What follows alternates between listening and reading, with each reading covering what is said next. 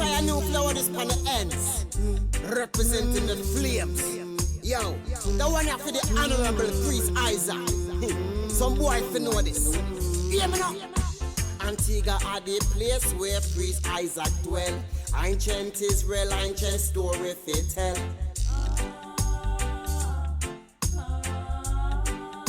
Yes, yes, up a lalibela where the monk them a dwell. With them mescal them a broke evil spell.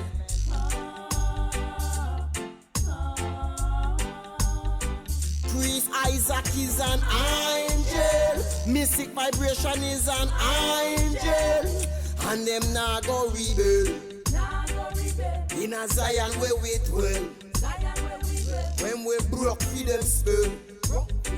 Priest Isaac is an angel. Yes, he's my angel. His foundations in the whole mountain. Priest Isaac on the whole mountain. Him block a reverence on the whole mountain. Him chant a psalm on the whole mountain. But never hesitate for yell the king. I take a Isaro Einin. So proud yes to be an offspring. Mystic vibration of the people them a sing. Angel, mystic vibration is an angel.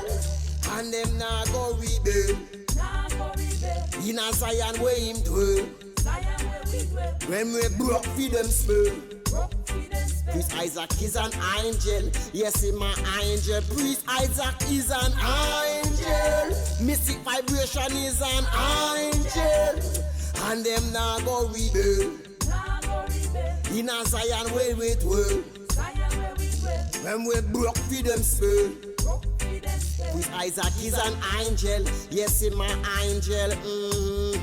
Trot on the banks of the gully. Isaac trod it through the hills and the valley. Trod it through the town, through the bloody city.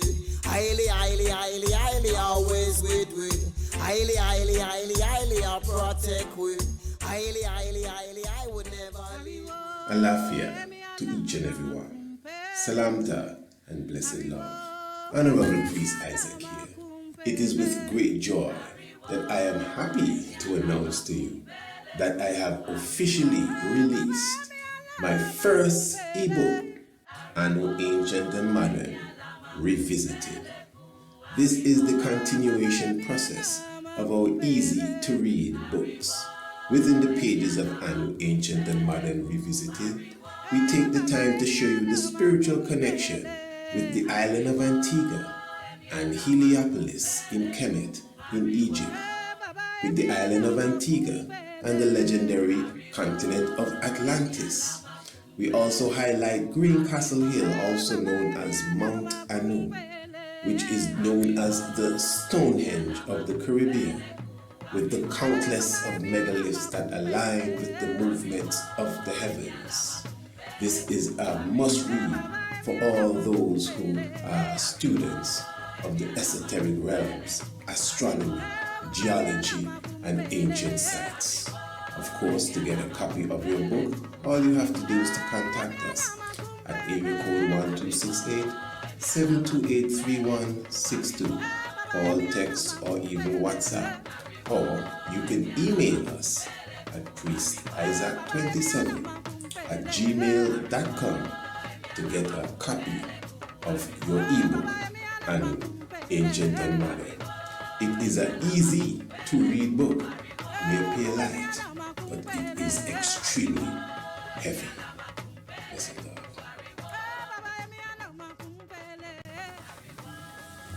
And we do say blessed love to each and every one. Give thanks for your presence with us. Salam to Hotep and Shalom. The Honorable Priest Isaac here with you. You have definitely stepped into the nest of the tiger. And of course, this evening, on the shock of the hour, we'll be going into a subject area that I consider a subject area that is not really spoken of enough. We'll be speaking of the spiritual power of sexual intercourse. And what we're going to do, we are going to begin by reading a few articles from specific professionals in the subject area, supposedly, so we can develop at least a framework to deal with. Because as I said, it's a very important subject area, and as we go along, you will see why. We're going to be reading from an article taken from Psychology Today, and this was written by Deborah Anna Powell, PhD, from Love Without Limits, and this is entitled Why Sex and Spirit Belongs Together. But first, let us start with an article directly from Thought Catalog, and this one was written by Brian Reeves. Most men don't know the true power of sex. So we're going to begin with that. And the reason why I thought it was necessary, because I got a lot to say, but the reason why I thought it was necessary to, read from these different articles, especially from, the individuals that are, as I said, the professionals in the subject area, is, of course, to get the different viewpoints, quote unquote, professionally, as it relates to such. So let us deal with this. We're going to just begin by reading, and as we read, we will definitely respond and comment and move on. Most men have no idea of the true power of sex. Most of us use orgasm as a means of merely release tension in the body, to get out of our heads for a few minutes and relax our restless brains. We too often use women, pornography, or other men to distract ourselves from that deep, unfulfilled longing inside our hearts that would have us fully surrender to love. Most men are heavily burdened by the sexual shame and disorientation that runs rampant through our modern world. What we do inside that shame and disorientation is tragic to everyone. Such disorientated men generally fall into three categories. The apologist. Now, so I'm going to go through the three categories that such disorientated men generally fall into. This is number one, the apologist. For much of my life, this is the apologist speaking now. For much of my life, I wasn't always clear what to do with the sexual passions that would rage throughout my body like wildfire. Now, let me say this before I go too far. There's no need, to send the children to bed. I can see people trying that. There is no need. Come on, you have them watching and listening things worse than this. Well, maybe not you. Don't be offended, but somebody do. We ain't going to curse here. They need to hear this. They hear this. They need to hear this. We ain't going to be talking. This ain't X-rated. This is reality rated. So just keep them here. And I'm really hoping that the program doesn't turn any of you away. We're talking about sex then, if you want to be played. And everybody does it. Who don't do it? Let me see. Everybody does it. You understand? So the reality is, in doing it, most have no idea what they're doing. What's going on? What is it connected to? What's the end result? I don't mean pregnancy and other things in a man. What is the end result in the unseen world? No idea. But we're dealing with it because we ain't gone to the unseen world yet, This is really ground level here. Because even on ground level, the psychology, just the natural emotions, the whole concept of love, that is not married to what we call today sex. All right. So let us continue. I'm going to begin the apologists, number one. For much of my life, I wasn't always clear what to do with the sexual passions that would rage through my body like wildfire. The world mostly taught me to hide them lest I be discovered for the perverted creature I apparently wasn't supposed to be. So I often hid these passions from women, worried they would be frightened by me, at least until their tongues in my mouth gave reason to suspect otherwise. At least until their tongues in my mouth gave me reason to suspect otherwise. Okay, I guess you know what he's saying there. I was deeply ashamed of my sexuality, despite my vanilla tastes. All right.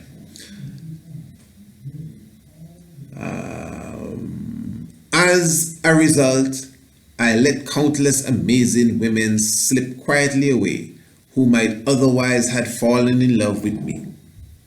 Had I shown them in healthy, heart-connected ways that I was, in fact, affectionately hungry for them.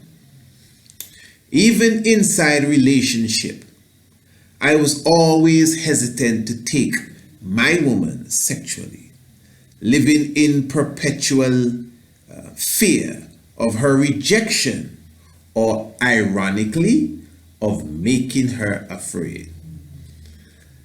Little did I know that every feminine partner I ever had hungered on a deep level for a man who knew how to feel her, how to read her, and thus how to masterfully penetrate not just her body, but her mind, heart and soul too, with the deepest depths of my love. And that is the apologist. Now, I'm not a woman, so I ain't gonna try to talk for the woman. You know, I have an idea, but sometimes I prefer just to talk for myself. But what the brother is saying here, especially that last paragraph, little did I know that every feminine partner I ever had hungered for on a deep level for a man who knew how to feel her, how to read her, and thus how to masterfully penetrate not just her body, but her mind, heart, and soul too, with the deepest depths of my love. Now, obviously, there's some level of poetry here, because you have now what they call it. You have some concrete nouns, concrete words here being used, and some abstract words, I should say, being used at the same time. You know, one who knew how to feel her. Where that's concrete in the sense of maybe where you may be thinking the feeling is coming from, the physical feel when you touch and feel a woman. But yet still on the so-called abstract level, to feel her, how to read her. That's something else there, you know. Just like the same way he used the word masterfully. He masterfully used the word penetrate, not just body.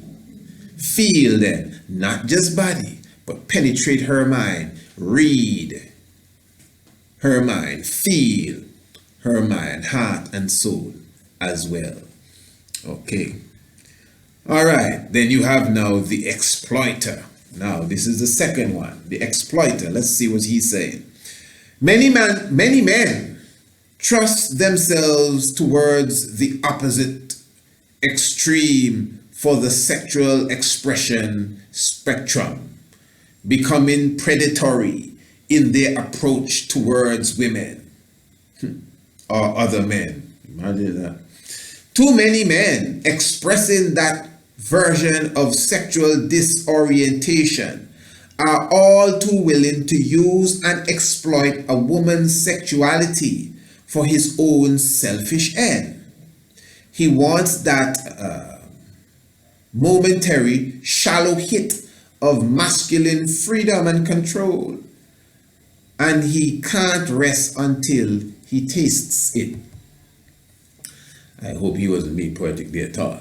Ignorant to any other way forward in life, such as a man will use woman after woman after woman, easily discarding each one as she loses her sexual interest. He'll use deceit, intimidation, manipulation, and whatever other means he has to satiate his sexual hunger.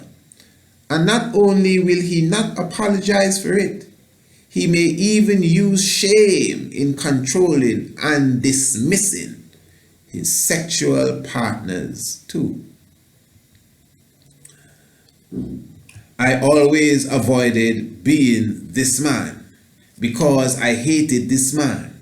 I hated him for what he was doing to the woman, to the world.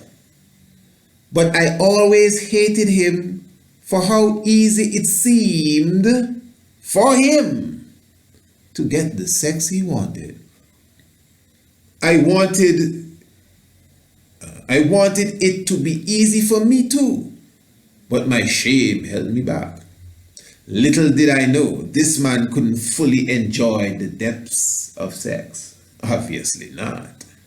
However, and especially let me read that again. Little did I know this man couldn't fully enjoy the depths of sex. However, and especially not the true gifts of relationship.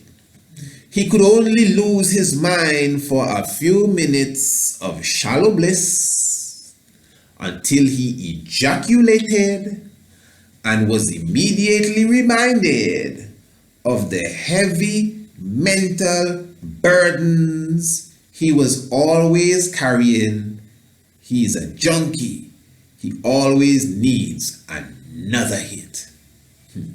And have you ever noticed how your mind can just change in an instant the moment you ejaculate? Just like what he's saying here. As soon as he ejaculates, he is immediately reminded of the heavy mental burdens he was always carrying. As soon as you release that semen, you ever notice how the mind just changes? Hello? Anybody there? Come on, don't get quiet on me now, man. I don't know, don't do me that. This is not let's pretend now, Okay. I don't want to sound no way, but in many people's case, I'm actually coming, at least in this story here, I'm actually coming into your world. So don't act as if we don't know what's going on. I'm just showing you here. Well, the writer's showing you here. He's a junkie. He always needs another hit. So as we go along, we're going to explain even all of that now, why that meant everything just comes back to you the moment that is gone. That's like magic there, man. Wow, remember we're talking about sexual intercourse. One of the main things to remember is that nobody came here without sexual intercourse. Nobody. That's, even if you don't think, it comes back to the ye are all God's concept. You would say you may not be the creator, but we are definitely procreators in this creation. We create our children through the act of sexual intercourse.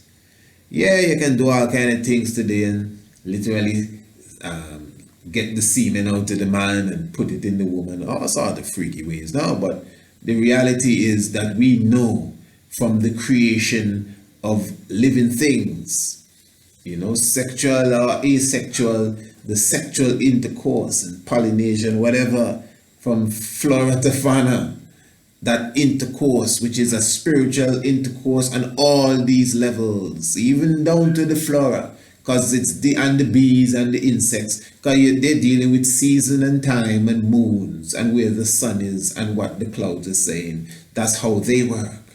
Animals work like that too. Humans is just when you feel hot and when you think you're ready to, release some tension, you just go at it. Okay, but let's continue. We're going to get to all of that, So we're still on the exploiter. Let me try to just, speed it up as such. So he says here, the exploiter is a pickup artist. He knows how to get and beg the girl, but he never knows what to do with her afterwards. Oh my, that's so sad. Now the third one is the shut-in. It says here, this third category of sexually disoriented men is the one who is sexually checked out, turned off, shut down. He is usually in a long-term relationship, and his shallow experience of sexuality has left him bored and disinterested. Rather than cheat on his partner, that's never good, and express his sexuality with another person with a woman, he is found other outlets for his sexual energy: work, exercise, television, watching sport, or anything that helps him numb out his feelings. The man is living inside a cold intellectual reality, disembodied and afraid of life. His partner suffers, and so does he. Though he is so checked out, he may not even know it or be willing to acknowledge it. And I think those are the three specific, these are the three now. Let me just get this clear. These are the three, as he said, these are the three categories of the disoriented man or disoriented men. The apologist, you got the apologist, and you had the exploiter, and that one was the shut-in. So he goes on to say, many men in our shallow understanding of sexuality can switch between all of these categories at different times and in different contexts in our everyday lives. Many men in our shallow understanding of sexuality,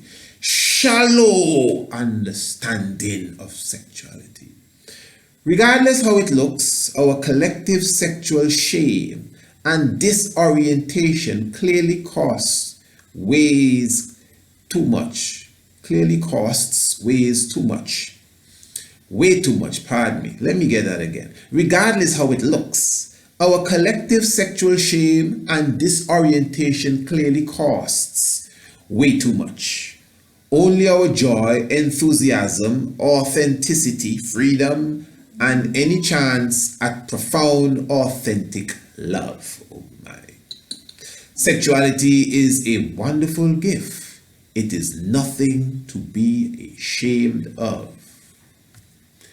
The way out of shame is learning how to be with our sexuality without needing to actually do anything about it.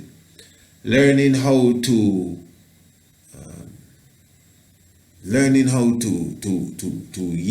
wield our sexual responsibility ethically and in ways connected to heart is an art form. Okay, let me read that again. Learning how to wield our sexuality. This is very important. Responsibly. That's very key. Ethically. And in ways connected to the heart is an art form.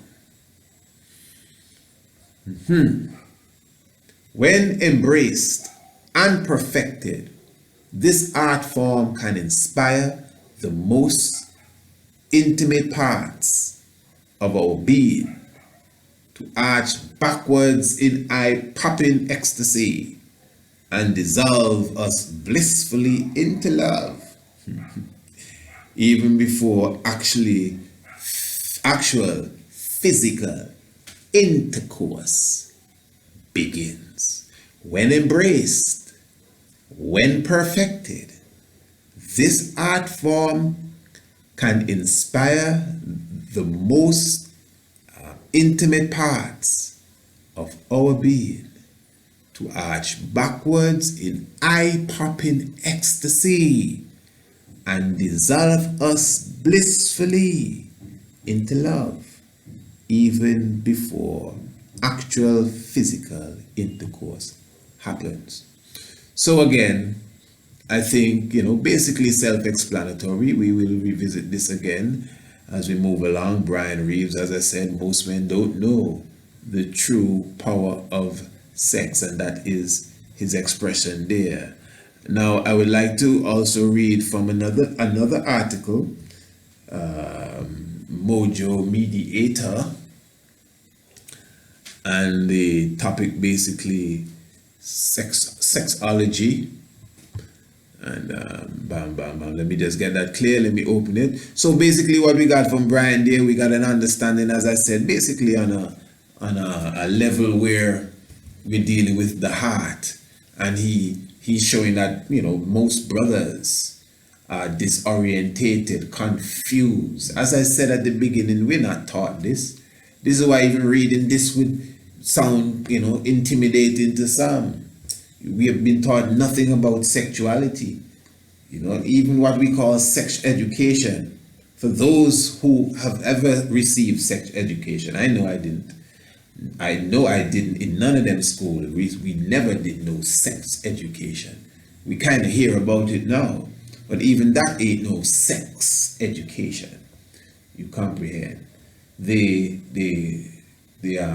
Playboy magazine, man, and Friday After Dark on Movie Channel, that was sex education for us. You better believe it. That was the tutorial there, Yeah, and that is what taught you what to do and how to do it when the time came to do it. No mommy or daddy ever sat, well, I'm got to speak for myself, and you don't know. I'm not dissing the great ancestors that are right in the room here with me, but I'm just saying, and I know I'm speaking for a lot of people. No mommy and daddy ever really sat us down to educate us about sex. Yeah, you may get hey, you better stay from that boy, or don't come here pregnant, no, don't tell me nothing about no baby, don't tell me you get no girl pregnant, and that ain't good enough. What do I mean? It's not good enough. That ain't gonna work, So we're gonna listen to This one is The Power of Sex. This is Jocelyn Nerhahi. And this one now is from mojomediator.com. So obviously you could go and check these articles for yourself. Do some reading, man. So it says here, the power of sex affects us all.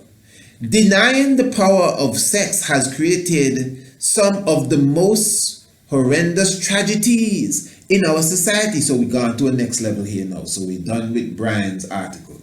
Good. He was directly dealing with the brothers and how they relate to the sisters and how they express their sexuality. Some are shameful of it. Some exploit the women, use them.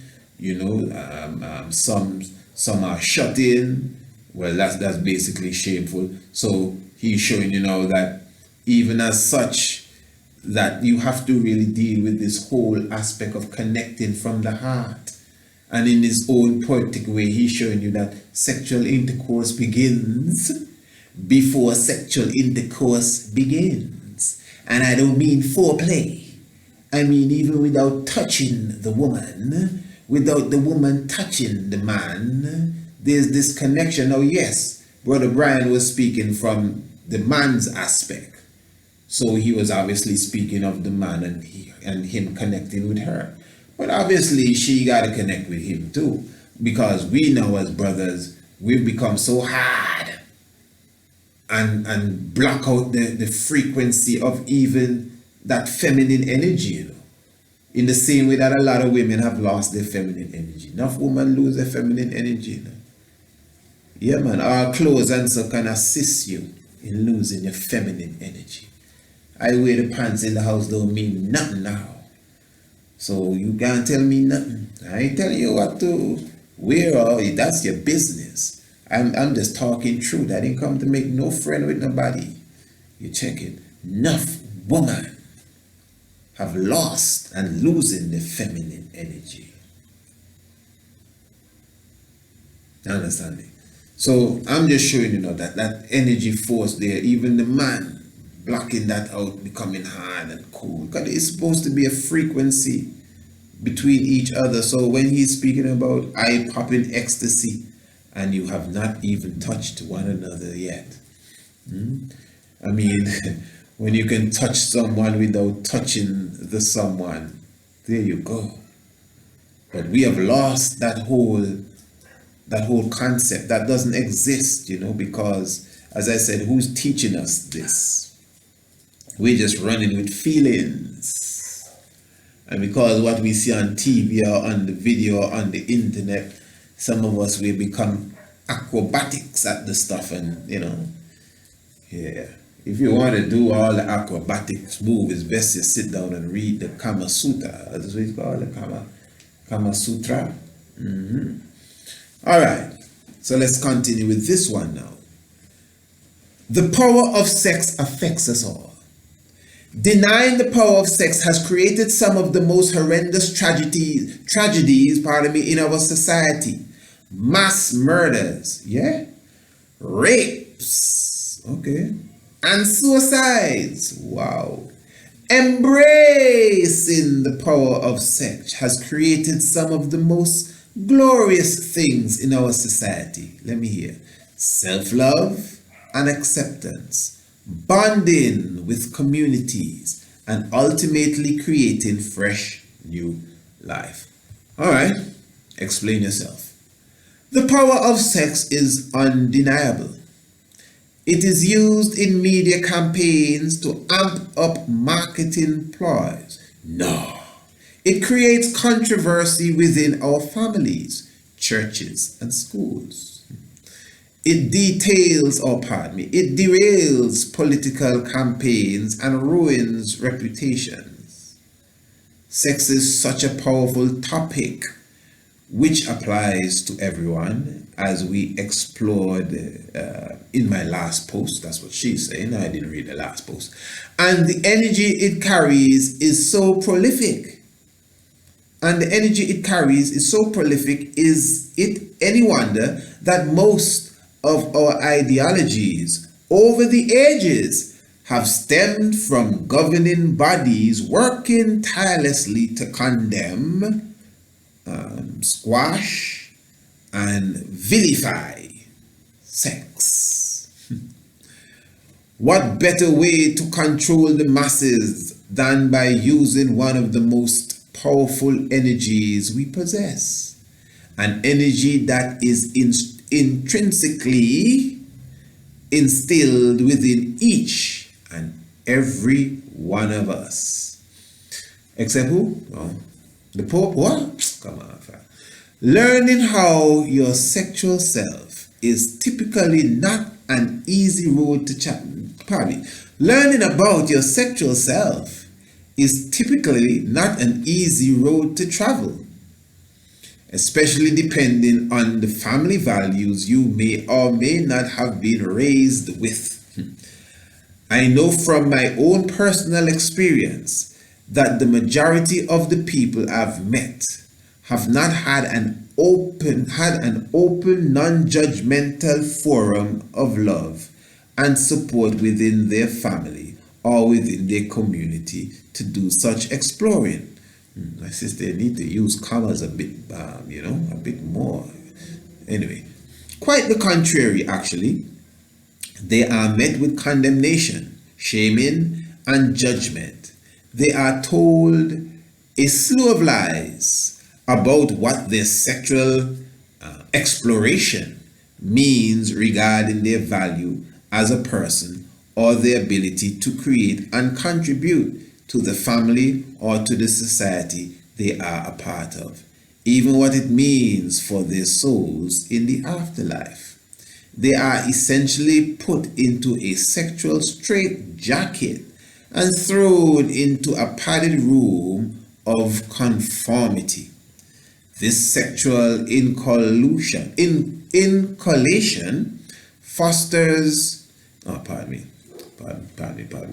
This sexual inoculation fosters deep-seated resentment and self-loathing, often preventing any further exploration or inquiry into the subject.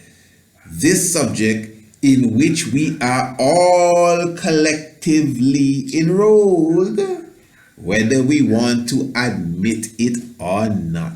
Of course, tell them. There are a plethora of reasons as to why our parents, grandparents, our teachers, and our mentors chose to sexually inoculate us in the ways that they did. Maybe that's a topic for another post, since it is comprehensive to say the least. What I like to focus on is the effect our guardians had on our sexual lives based on the choices they made, and how would your life had been different had they made more informed choices.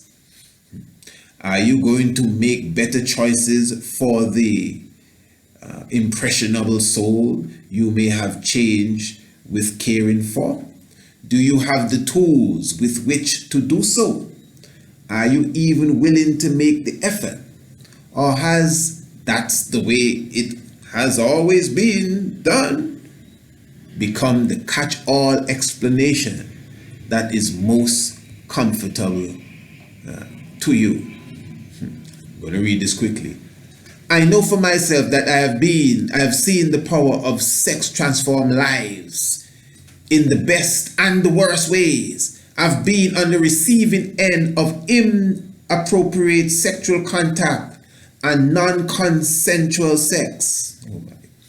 It had a profound effect on my self-esteem and my future interactions with men. I could imagine.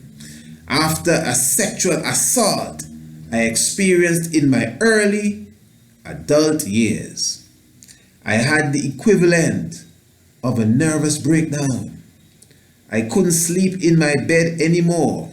I slept in the bathtub, which I sometimes still do to this day. I also quit my job. I wore clothing that covered every inch of my body, and after going on a binge of unbridled sexual randomness unlike anything I had ever done up to that point, I swore off of men sexually altogether for a time.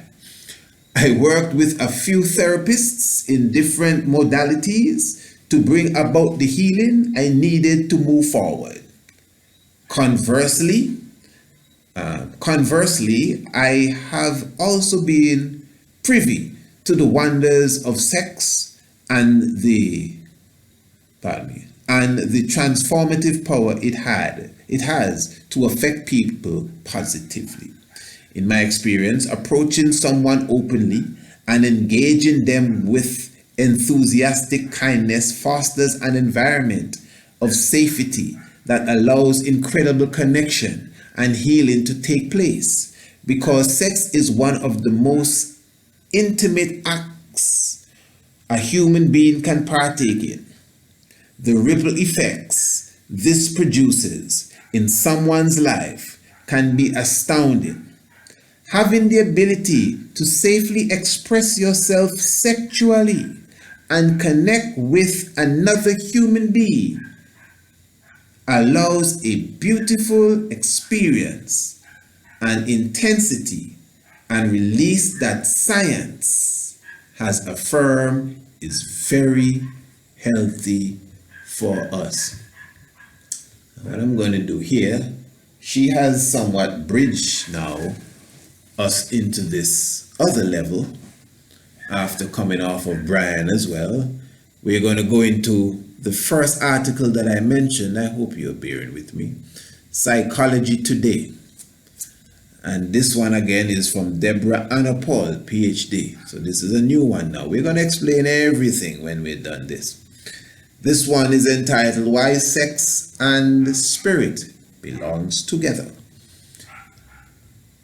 One of the unfortunate side effects of the hijacked sexual revolution of the 1970s is that women have been shamed, ridiculed, and aggressively persuaded that their desire to link love and sex is unliberated, old-fashioned, and inconvenient. She must be talking about them feminists.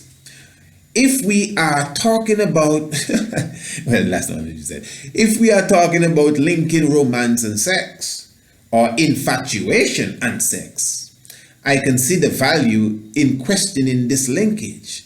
But if it's really love we are talking about, as defined in, she's making a plug, my book, The 7 Natural Laws of Love, and my previous blog, What is Love? Question. Destroying this connection is akin to separating sexuality and spirituality. And separating sex and spirit, or the physical body, from the energy that animates it, is the prescription for decreasing arousal and limiting the whole sexual experience to a rather mundane release of tension. I think that's the most important thing that I've read so far. And separating the sex and the spirit, or the physical body, from the energy that animates it, is a prescription for decreasing arousal and limiting the whole sexual experience to a rather mundane release of tension. So, when an individual now has totally separated, severed this experience that we call sex from the whole spiritual realms of existence, you are slowly but surely killing the art form within yourself and within the culture. Let me continue to read this.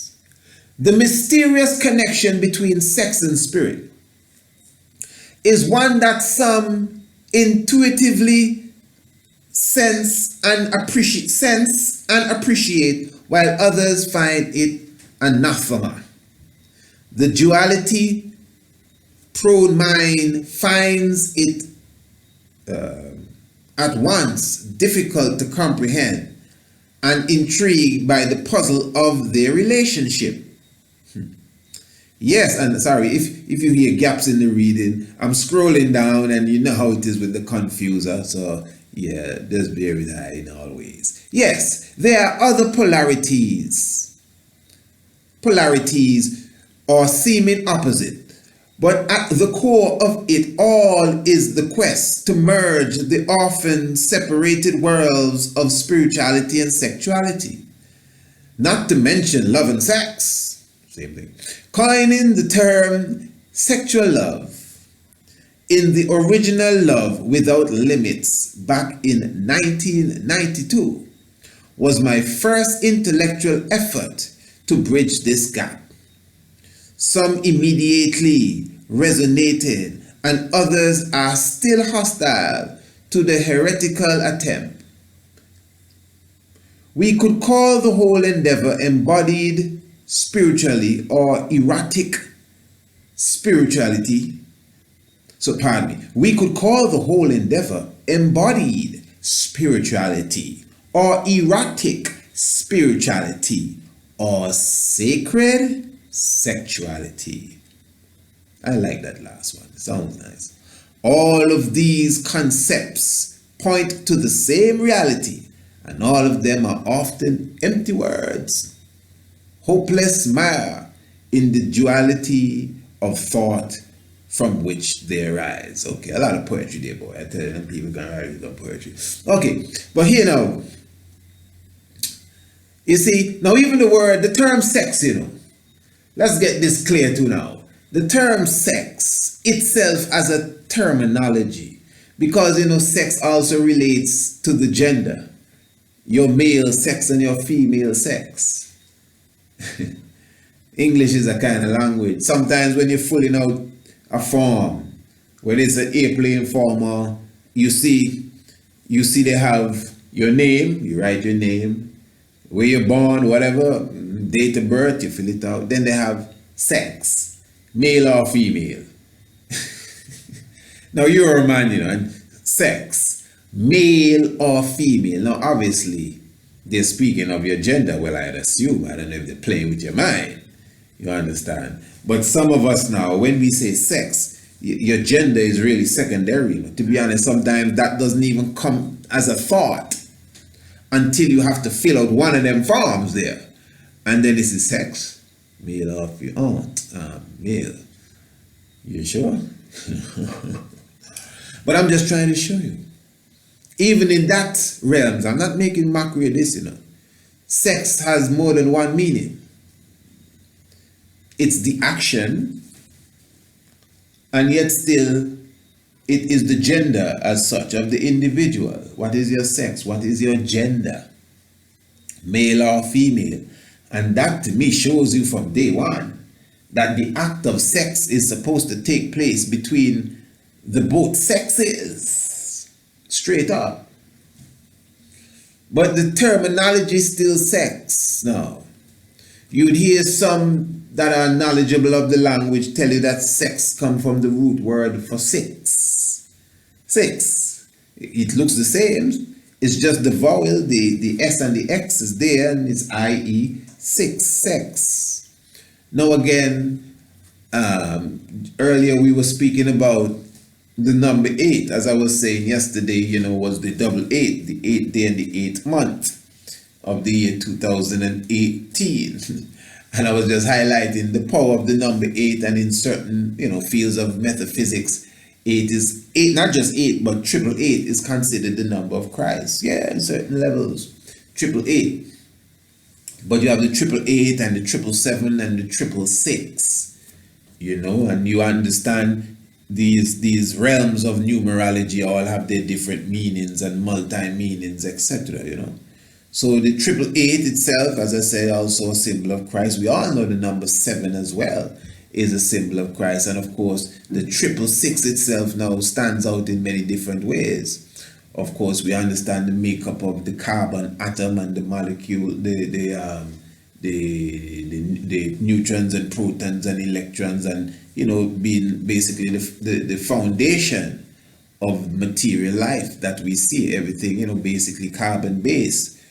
But yet still represents what is called the lower self, wherein even Revelation speaks of that, and the number of the beasts, because some in the metaphysic world, they consider the stage that we are at basically as a beast stage as such from the spiritual realms, so the 666, the 666, the carbon base, and yet still the 666 is still in another realms, because we could break it down and show you some of the most beastly of these beasts upon this planet are marked with that 666, the number of the beast, the number of their men, So I'm just saying that to say, the 6 at that stage, or the sex now, 6 sex, basically you could see the same understanding, and sex has become extremely beastly. Extremely beastly. And the whole terminology, making love, because that is really what it is supposed to be. You are actually creating that love atmosphere. You are enhancing the love spirit when you literally connect with each other. This whole concept of man and woman becoming one. That's why in certain realms, people consider that when a man goes into a woman, that is the official marriage. And it is. I mean, you could have ceremony. Now, don't get me wrong. Not that you could have a ceremony. Rituals, the African vibration and celebration, and we eat and drink and feast. Yeah. But when a man enters into a woman, that's a connection that has been made, that bigger than what the preacher said when he said, do you take this man and that man? Trust me. You understand? But the point is that we do that now so out of whack that it has lost that value altogether. You understand? So when the man literally goes into the woman, they actually become one. It's as if you fit, just like when you plug something in the wall and the electricity starts to flow. You know, it's the same way with nuts and bolts. When you screw straight up the screw into the partition, whatever, or into the nut itself. And what is taking place now is a merger, you know. So the nuts and bolts make a connection that, you know, fortify and keep the structure together. The plug and the socket in the wall make a connection that transfer electricity to the appliance that makes it work. So when a man plugs into the woman, they're actually expressing and exchanging energy, different levels of energy, right with that alone. Spiritual energy, electrical energy as well. And obviously, in the right way, form, fashion, they are enhancing each other. So now the subject area of the subject is so deep, because when we start on this level that we are at, we're in problems here. When you talk about this, you have to speak of it, first of all, just on a moral level alone. And because we have not been taught anything about our sexual self, the morality of it is basically in the gutter or in the grave itself. You know, so we've been taught now, and even in this time, as was said in one of the articles, pornography itself is the university of sex. So you want to learn as a man how to deal with a woman.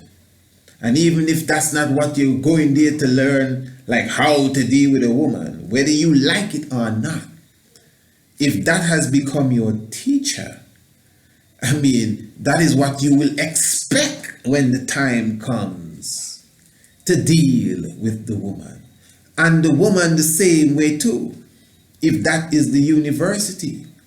Understand? And I'm just saying, you know, even if you're not into that, but yet still what is taught in them universities there is almost the accepted reality out here.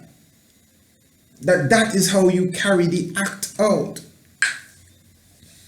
So it is a serious thing. We have children now. Children, you know, man. We all pass through the children stage, the child stage, as we come to adult.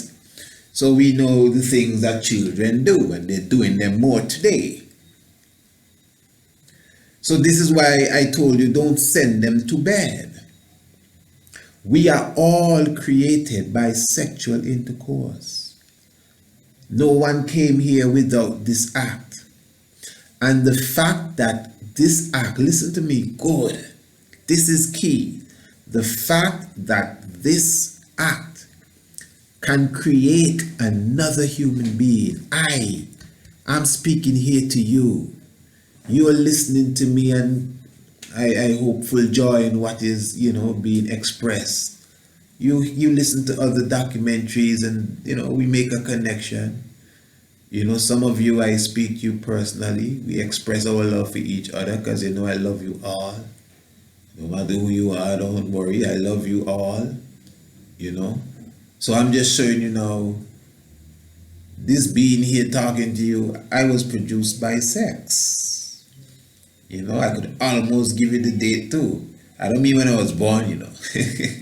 When I was conceived, I was produced by sexual intercourse. I'm going to get straight here. And I was produced by two people getting naked. And sharing their bodies with each other,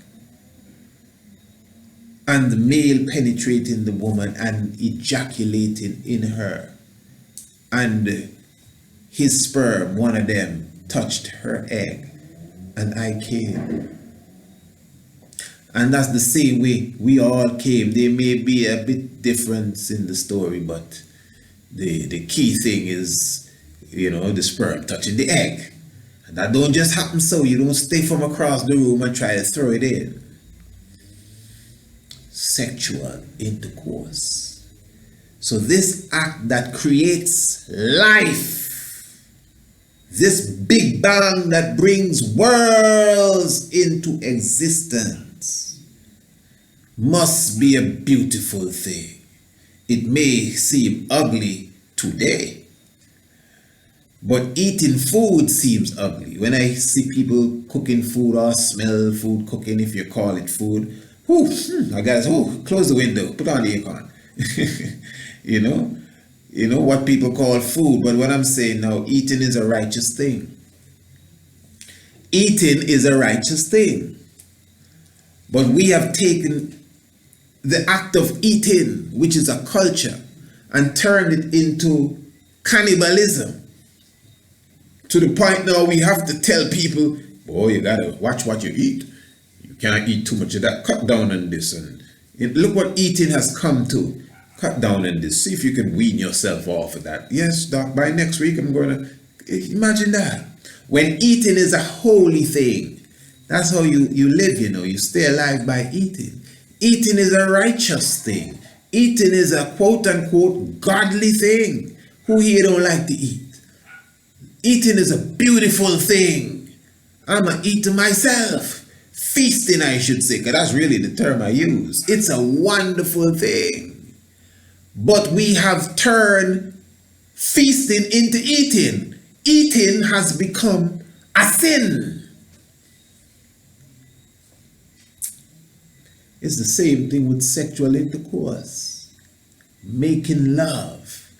Expressing that energy. It is a beautiful thing. It is what makes people, what's wrong? It is what makes human beings. It is what brings life on the planet. And it's more than that. Even if you're not bringing life into the world, you are still summoning spirits. You're still connecting with the unseen world, whether you believe it or not. Dr. Malachi York, in one of his writings, stated that the soul of the human travels on the seabed. I mean, that's what he said. I didn't really see the direct reference. I'm not even doubting him, you know. I wouldn't quote it unless there's some level I wanted to bring to. I didn't quote it for us to beat it up. You know, I cannot directly prove that exactly, but it sounds mystic enough to say, to show you now, because remember, the sperm is alive in a man and the egg is alive, and we're speaking of spirits and we're speaking of souls. So this is why even in certain realms you'd hear them talk about the goddess of sex and certain beings that supposedly come and rape you when you're sleeping, both men and women, or lay with you and all kind of things. Well, I'll be clear, nobody ever tried. Well, I don't know if they tried, but that never happened to me. You know, and people have given me these stories about themselves. Who am I to deny them? So I don't know who coming and raping who in the night when they're sleeping. I mean, again, I can't testify to that. But I can testify to this. when you have that intercourse, you summon spirits, my brothers and sisters. Even when it's masturbation, you summon them spirits.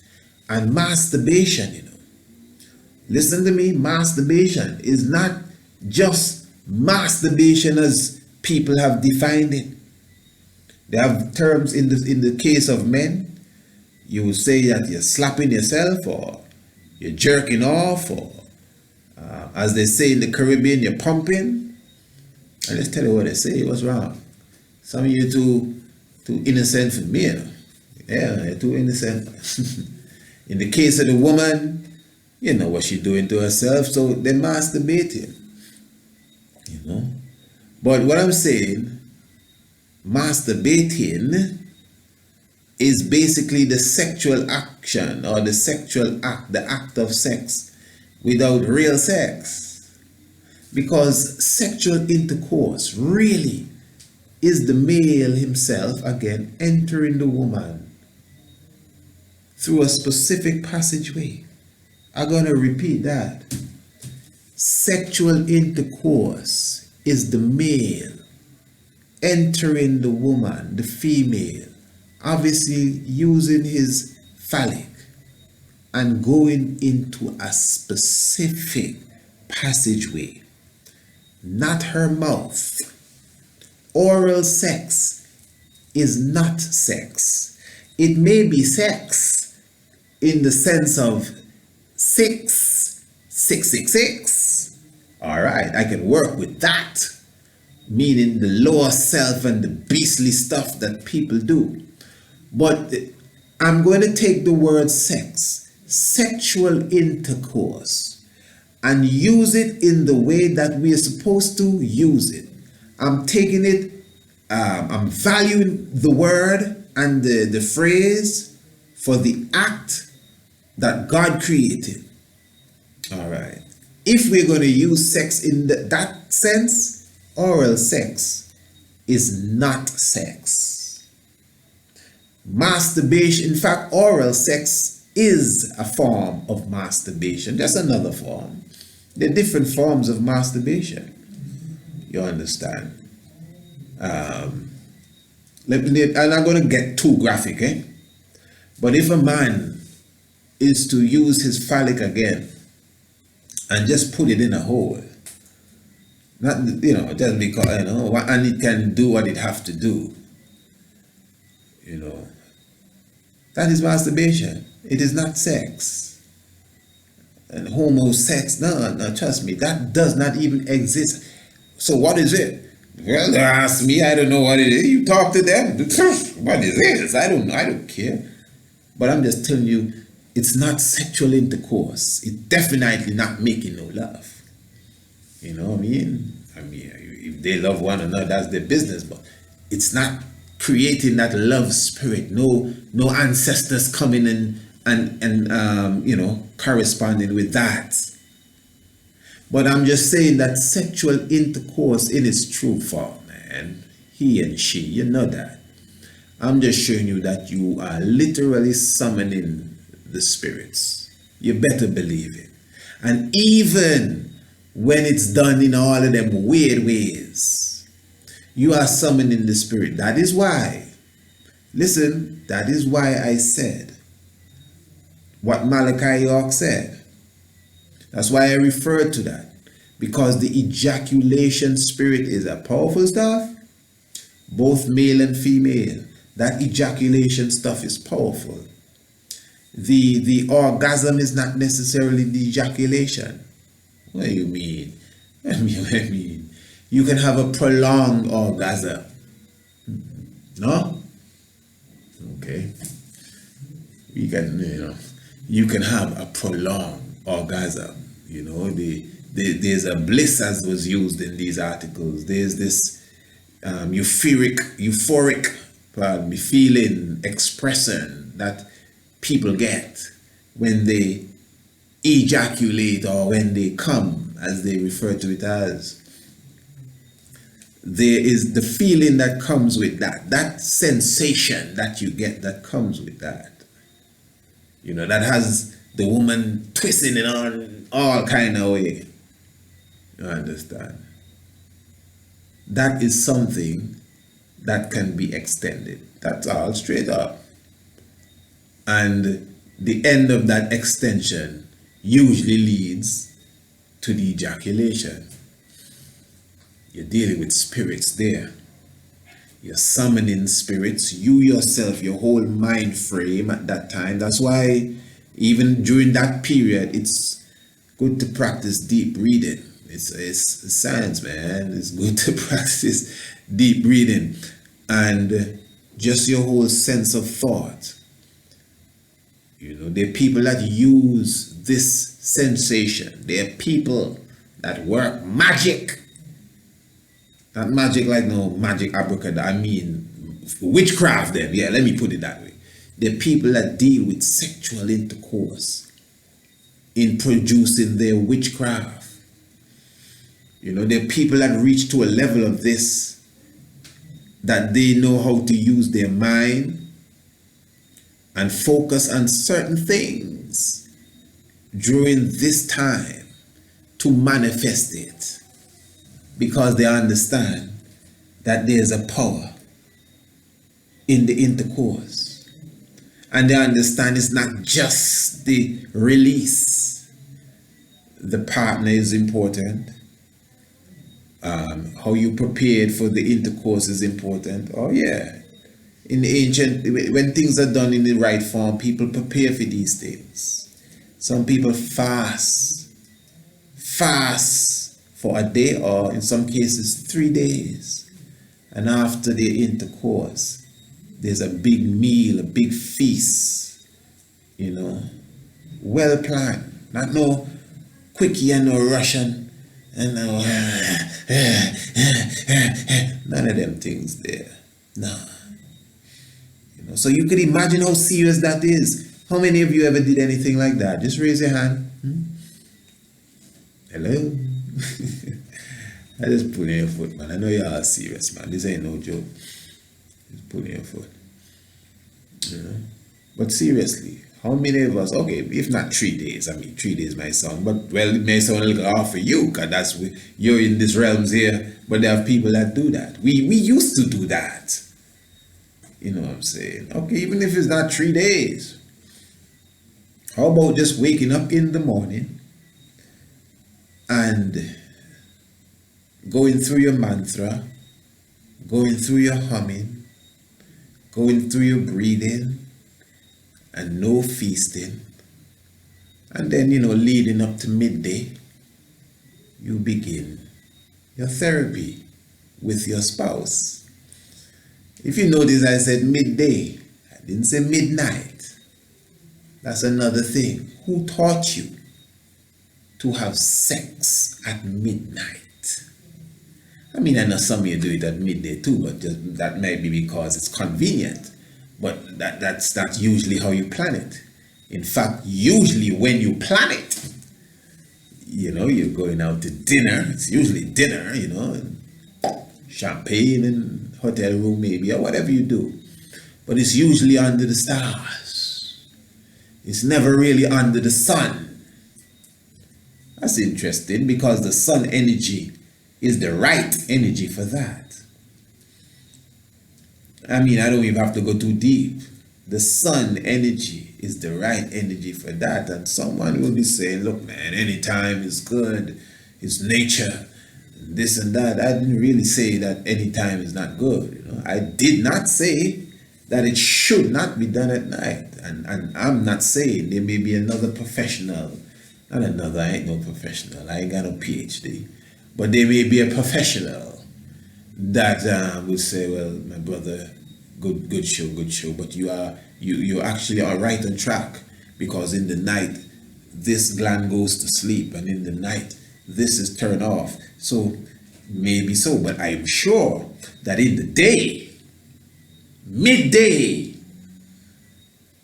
oh man, and that expression goes through, and the release of the energy, as it's called, and the spiritual vibration, especially after a morning of fasting, because trust me, you know, man,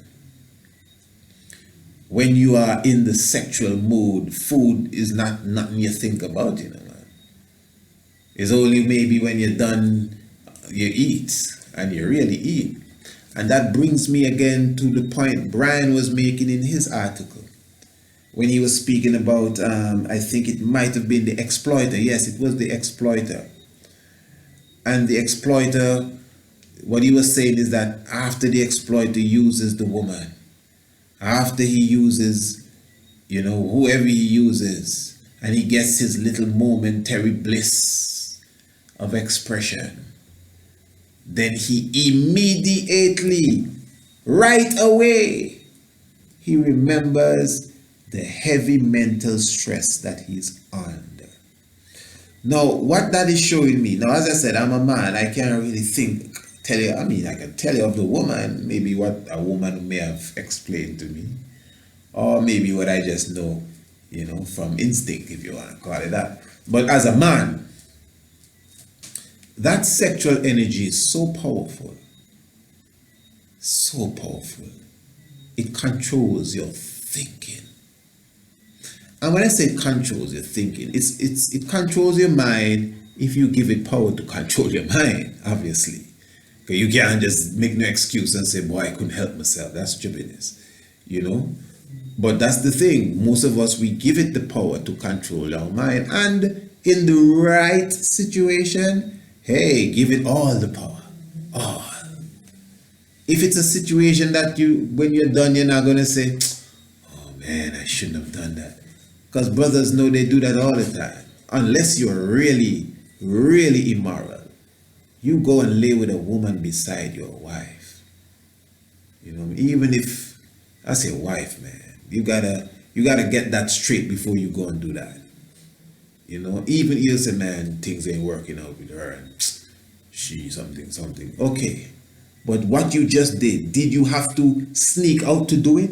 Can you go home and say, yeah, man, I just went with Susie again, and she's in agreement? Of course not. Well, I mean, of course not. So, well, why do it? What do you mean, why do it? If I tell her she ain't gonna like it, well, don't do it if you can't tell her. So why are you doing it? Me personally, priest, Debbie Shalom, I'm telling you, I don't understand them things there. If you can't deal with this woman and you like the other woman, what's the hold up? So why are you tying up your life? What, the marriage agreement? I just want to know. That's why we got to be careful. Because I'm saying, I don't want to tell nobody how to run their life to it, but I'm just saying that if you have a woman, girlfriend, whatever, and maybe, you know, like a rocky road, but still technically you are still together. There's no agreement of you not being together. And you go and lay with another woman. Most brothers that have some morality in them, especially if they love their wife or woman at home, the moment they ejaculate, the moment they ejaculate, even though they may not say it to the woman that they're laying with, they will say, oh man, I did this again, man. Oh, hey, I gotta go. Where you going, Bill? I gotta go. Not Bill, sorry. Where you going, Raheem? I gotta go. I gotta go. I forgot something at the office. Oh, come on, man. Spend a little more time. No, I gotta go. I'll call you in the morning. You know? And trust me, he will call you in the morning. If not in the morning, give him about 4 more mornings and he'll make another call. Because remember, when you ejaculate, the seminal fluid, as we've been taught by our metaphysical physicians, literally go up the kundalini spine, the vertebral column, and touch the tip of the brain and come back out. You know, so the seminal fluid is somewhat related to brain fluid. There's a connection. So there's, when you release that, you know, man, you are releasing power. You are releasing electricity, soul, spirit. That's why in the Bible there's the scripture where one of the members of, I think, of family of Judah was of the lineage of Judah, yes, before Solomon and David's time, was having sexual intercourse with his brother who had died and gone. And apparently, at least according to the narrative, this was the will of the Lord for him to bring, children into the world to honor his brother. And somewhere along the line, he changed his mind while things were going on. And according to the Bible, he pulled out and cast his seed to the floor. I mean, when he ejaculated, he threw it. Well, he didn't ejaculate in her womb. And according to that scripture, the Lord slew him right away. And he threw the semen to the ground. So for the direct scripture, but I mean, it's not hard. This is the technological world. You can just and you'll find it. I mean, I've read the Bible at least 3 times, maybe 4, but I'll admit I haven't really, gone into it for a while, like on them levels there, not because of anything in the Bible written by anybody or anything or none of that. But I mean, there's so many books that I even need to revisit, and other new books come along and all of that. Because I don't really wave the Bible like, this is it more than anything else in the world, like some, but that's a good book. That's a good book. That whole science of him casting his seed to the ground and the Lord slew him one time. What it shows me now, outside of the base story, but the moral of the story, the deeper essence of the story is that what is taking place here is that, remember what he's releasing again is that life force. That's why I'm showing you that the energy that is coming out of the body, the soul, according to Malachi again, the soul sits on the seat of the semen, or rides on the semen, something of the sort. Semen, you see, semen, the semen. Christ and the fishermen, the seamen. That's why they look like the fish swimming up the woman's vaginal canal.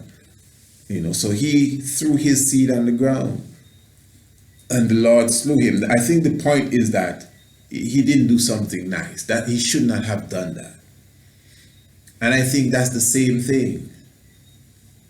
I always see semen is like milk. You say, what? It's not supposed to see the light. It's not supposed to come in contact with the air out here. What are you talking about? Milk, really, it's nice that you can put a thing and squirt the milk out of the breast of the woman or the milk out of the cow, whatever. But cow's milk was made for the calf. And milk, the wolf milk is made for the pups, and the lion milk is made for the cubs. And they all put their mouth to the breast and suck the milk out. The milk doesn't see no light. The calf don't go with no glass and try to milk his mother and then drink it down. You don't see the milk, the color of the milk. You just put your mouth on the breast. Babies do it too. That's nature. God didn't invent the breast and the mouth and say, well, if you have any problem, use this and just pour it in this and put it in the fridge. And no, that ain't nature. You put your mouth on the breast and you suck the milk. The milk don't really see the light of day unless the milk running down your mouth, and usually that drips on the floor. It's the same thing with the sperm. The sperm is not supposed to fly all over the place. Whether she is impregnated or not, the sperm is supposed to go into the woman. So now when you come in, that's why we call them condom, conning the dog. So I mean, if you're having sexual intercourse with a woman, man, and it is a problem if she get pregnant, you shouldn't be doing that. You shouldn't be doing that. Even if that's not your direct mission, but if she get pregnant and it becomes a problem, well, you shouldn't be doing that. That should be the first thing you ask. If it would be a problem if this woman get pregnant, boy, you're in a whole heap of trouble there. Well, don't do it. Don't do it, man. Oh man, just don't do it. You know, because that alone is just bad energy altogether there. So then you have to put a plastic bag on your phallic. Then if you put plastic around the cord that you are, the plug that you're putting into the socket, the electricity will not flow. The electricity would not flow.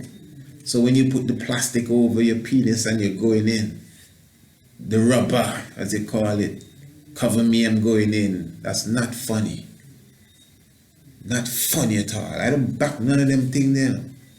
And safe sex, and I'm not into none of them foolishness. You want to hear how I fire them things up when I'm in the mood. That's crippling the mind of our children and some of our artists and entertainers. You know, I know that's your life too, you know. Well, maybe not you, but you know we have other people listening. But not you. The other people I talking, not you though. Yeah, them, you know, straight up. Well, so what are we going to do? About what? Suppose I don't want to get pregnant. Well, don't get pregnant. I don't understand. I really don't understand. Trust me. You want me to try and find an answer for that? If you don't want to get pregnant, don't get pregnant. What are you talking about? I could give you a better answer if you say you want to get pregnant. But if you don't want to get pregnant, don't get pregnant. You don't have to put on a condom not to get pregnant. So what I'm going to do, don't get pregnant. But if we have sex, we might get pregnant. Well, that's what I'm saying. Don't get pregnant. Yeah. Come on, man. This is sick. This is sick, man. We're not serious. We are not serious. Oh, come on, man. You mean to tell me we're so far gone that we don't understand the moon have a cycle? There are periods where you could have, not your period, you know. There are periods within the woman's cycle, not during the period, but there are periods within the woman's cycle where you can have sexual intercourse and she will not get pregnant. I'm not explaining it. I'm not telling nobody nothing, man. That's laziness. And so we just, this condom thing and laziness. That's what happens with people that understand the cycle. That's why they could wait the 2 weeks or the whatever, 3 weeks, whatever. That's why now in the morning they could fast and put on light clothing and play nice music and speak and look over old family pictures and, you know, begin the touching process. And come on, man, this ain't no joke. No wham, no bam, and no thank you, ma'am. That is sick. That is just sensation. That is just a release. That is just, that's all it is. There's no spirit whatsoever in that. And that's what I'm trying to show us, how spiritual it is, how powerful the act is. The expression of love, the making of love. You are creating love, the life. A human being is being created or can become into life, into being, into this existence through this act. So that's why even when you do it by yourself, it's although you can't create life, the whole mechanism of it and the whole concept of, you know what I mean, stirring up the ether world, it still exists. It never changes. It never changes. You're still summoning something. You know, you're still summoning something. So a lot of people use sex, as I was saying. That's why it's a big industry. One of the writers was saying that. That's why sex sells. It's on everything. They're selling a bit of alcohol. It's on it. They're selling cars. Some naked woman, and the woman has become so exploited. Oh my gosh. If I was a woman, right? If I was a woman, sometimes I wonder, no disrespect, some of you women, you need to get up and fight this battle. If I was a woman, maybe it's the things that I see. Carnival just done here in Antigua. Oh, and then one of the politicians was on the radio this morning saying something about, because there's some sexual harassment thing going on here with the women that they use to advertise you know, the women, the model women, to advertise a lot of things around here. Some of them have been sexually harassed, maybe more than some. So one of the politicians, a lady, a feminist, she said she is to some degree, was speaking out about it. And I loved her speech. But she wasn't saying nothing about carnival that ended day before yesterday. And carnival was just pure exploitation of the woman. Did you see Antigua Carnival? And you know what I mean, it's really sick. It's disgusting to me. Oh my, if you see it's that nice, man. I mean, I love to see the beauty of a woman, you know. Yeah, something wrong? That's why she's beautiful. I love to see the beauty of the woman. And I'm happy to say that. If I can't say that, maybe something wrong with me. I delight to see the beauty of the woman. But there's a certain level, there's a standard. There's a time and place for everything. And for her to be parading, this ain't no African thing. Because people like that, in Africa with this and that. This is different than the Africa thing. Because when you watch the Africa thing, when it's a movie, even our hieroglyphs, you see the woman with her breasts out and all of these things. You can see the V by her vagina. Even a lot of tribes move like that, you know that. But I don't know what it is. You don't get that sex energy from them African things. Yeah, you ask most people, they don't really get that sex energy. You get more sex energy from Jessica Rabbit and Minnie Mouse and Soil, man. Don't tell me no. And don't try laugh at me, you know. Do not play with me. Do not play with me. These people actually turn cartoons into sexual beings. And there are many of us that see the little bunny rabbits in the mini skirt looking real sexy cartoon, you know. And like, wow. They even have cartoons in the X-rated world. And it's a big thing. So don't act as if I don't know what I say. So you know, they set this thing away that even outside of the so-called X-rated world, in the Cartoon Network world, you are looking at a duck or sometimes even a dog, and they shape the dog like a woman, every little thing. You see the dog walking and you see the bottom of the dog rolling with the little tail. And that arouses men. Now, obviously, you know, animation, technology, and other things can play with you, because what you are seeing there is the form of the woman's shape.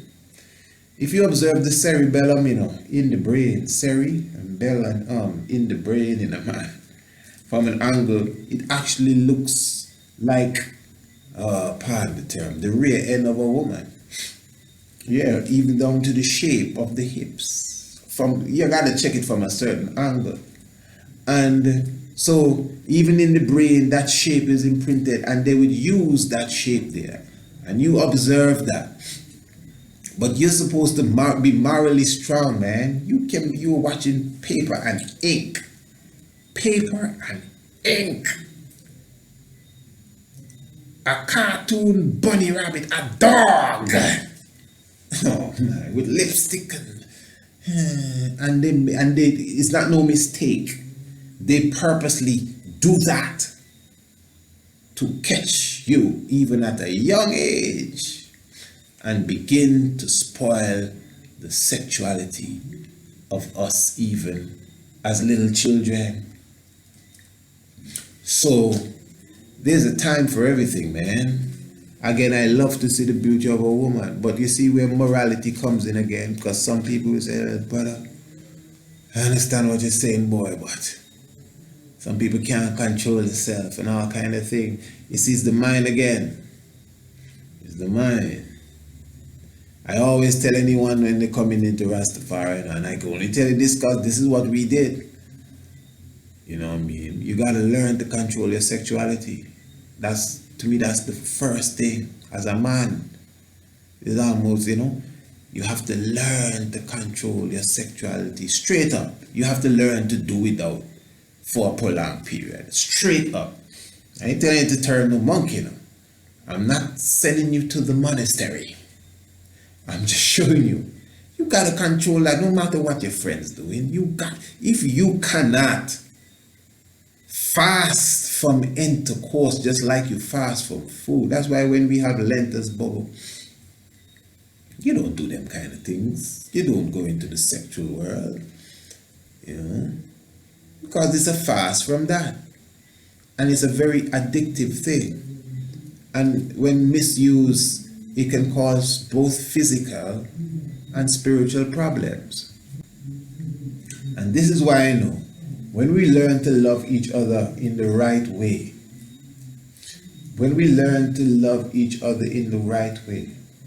that's why when you look at the so-called Africans with their breasts out, you don't really get the same feeling as when you look at the models around here on the catwalk.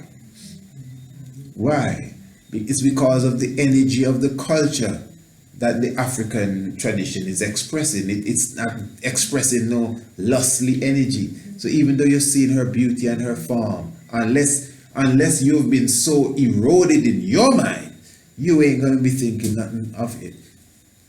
You're not, unless you're so eroded in your mind.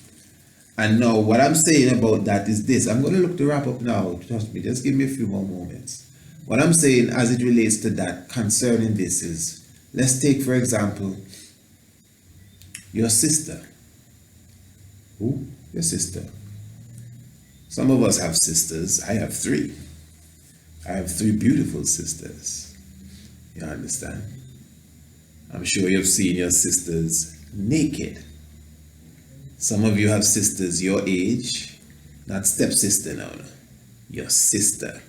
She share your mother's womb, or however it went. But it's your sister. Keep in mind, your sister. Don't go, not your cousin. Your sister. All right. Who's she? Exactly. Some of you call your sister ugly, maybe because, sibling rivalry. And you know to your heart your sister is one of the most beautiful women, or woman, I would say, in this case, you've ever seen. Don't lie to me. You've seen your sister come out of and go into the bathroom with her towel wrapped around her. Sometimes her towel drop off. Your sister. Some of you know your sister's beauty. You know her shape. You know her form. Your sister.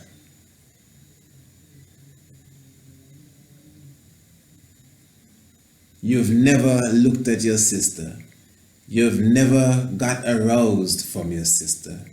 You never had no freaky thought about your sister. Now, if you did, well, oh my gosh, well, something wrong here. Something seriously wrong here. But more than likely, any sane person, even the insane, would not look at the sister like that. You understand what I'm saying? And the reason why I'm saying that is to say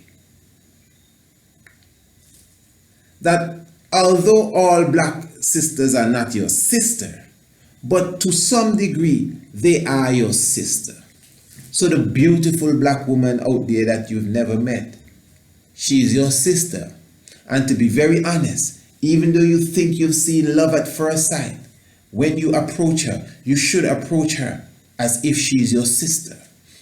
That's why you deal with the black woman as your sister. You deal with her in that sense. That's why the term sister, a sister. You understand? So that means the thought frame. And I'm telling you, well, you know who I am. I'm here to liberate my people. So it's natural for me to say black. Natural for me to say black. And I know some of my audience ain't gonna like what I have to say, but hey, come on, man, it's reality. I'm talking about woman in general, man. Everybody has a sister and a brother. Well, you may not have a sister and a brother, but you know what I mean. This ain't something we ain't talking about a specific type of people, You have a brother and you have a sister, whether you're Chinese or whether you're Japanese or whether you're European or whether whoever, you got a brother, a sister, and brothers see their sister. That's my point. Now, if it's your culture to rest, or not even rest, if it is in your culture, because some cultures, this is deep in their culture. And that's why I always say with the homosexual thing, that a black man being a homosexual, to me, is different than anybody else. Because that is not in our culture. That's not something that you see written down in our culture, literally. But then now, when you go to even some of these catacombs in Rome and in some other medieval European corners, you actually see some high clergy people and ministers of certain affairs on the wall painted in orgy fashion. Men having sex. Thousands of years in Europe. Thousands of years. So this was given to us. So unless you are insane to be having sex with your family and you are a sane, civilized being, my point here is that your sister, and I'm going to repeat it, as beautiful as she is, you will not think of doing nothing with her. That's my point. And I will say again, that is how you're supposed to look at the woman. In my case, that is how you look at the black woman, because she is my sister. Now, listen. The reason why I'm saying this, obviously, all the sisters are not my sister. And one of these sisters may eventually come my wife. But I'm not going to wife my sister that came out my mother's womb. But all the sisters, all the women then, to some degree, are my sister. And still potentially out of that group of sisters, I might get my wife. You're following that? And when I say I am speaking for all man, or I might get my wife out of this. But the fact, I know this is a long-winded point, but it needs to be made in this way so you can get it. But the fact that I have already seen all of them as my sister, when I see them going astray, even their nakedness, although it may be beautiful, because my sister, my real sisters, well, when I used to see the nakedness of my sister, I'm talking clear. I've been speaking very open for the longest while. I don't see why I should stop now. And sister, if you're listening, don't feel that way. I haven't really seen my sister's nakedness for a long while. But when I was smaller, we were just free, and I never had no kind of thought like that. And I was old enough to have thoughts. I was having thoughts, but not about her. Come on. Not only thoughts, I was, I was having thoughts, let's put it that way. But not about my sister. And my sisters are beautiful people. Beautiful, pretty, shapely too. But what on earth is wrong with me that I'll be having them sick thoughts about my sister? So this is what I'm trying to show you. Although the other women out there are not your biological sisters, but they are your sister. And if you could just think like that, if you could think that all of these women I see, they're my sister. So that means, although you can't help everybody in the world, you try your best to help. Hey, that sister over there, she don't even have a husband and she's raising those 3 children. I make a little extra money. I'm give her a help every, at the end of the month. because she's your sister. You're not trying to exploit and say, boy, she ain't got no husband, you know, she look fine. Whoo, no. You don't think so about your sister. Because it's your sister, and that's the intention that you went with. You didn't go and say, boy, nobody here, no man at the house. You know, you didn't go to exploit the little children. No, you just, that's my sister. Anything you need, sis, call me. And that's not her alone. Maybe at work, there's another sister there.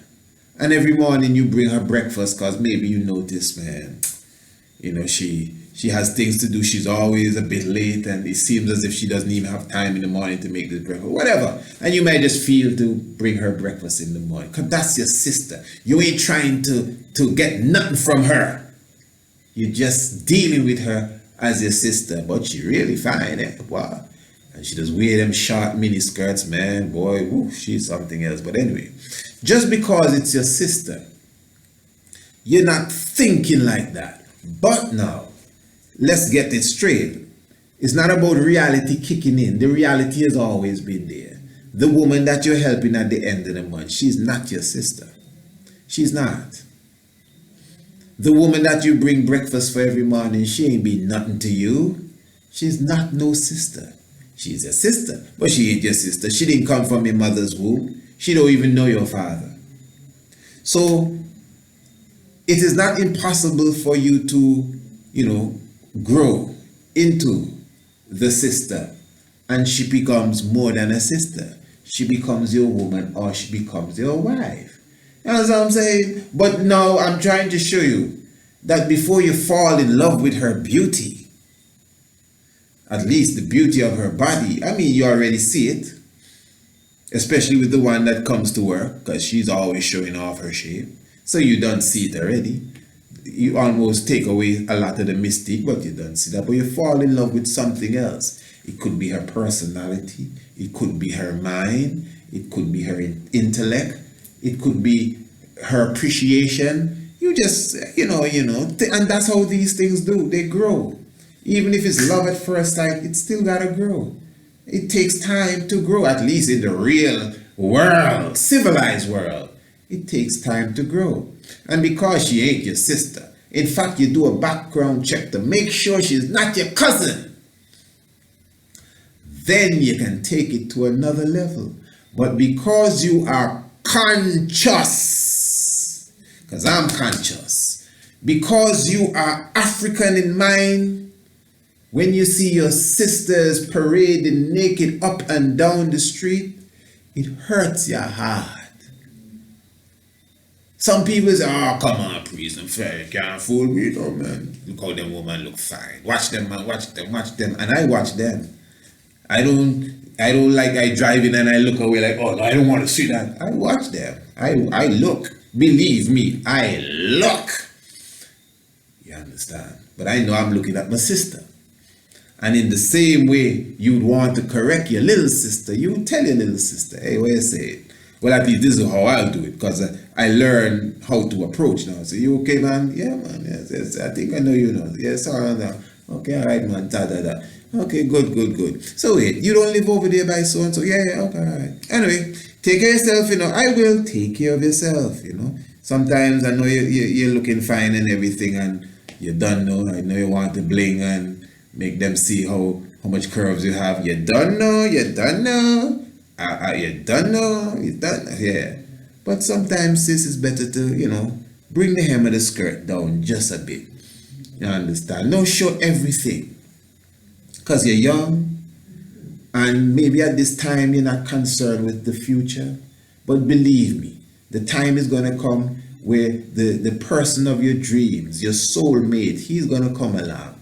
And trust me, when you give him all this beauty that you're showing me here, especially if you didn't give it to nobody else before him, oh, that is going to be such a precious moment when that happens. And the same thing with him.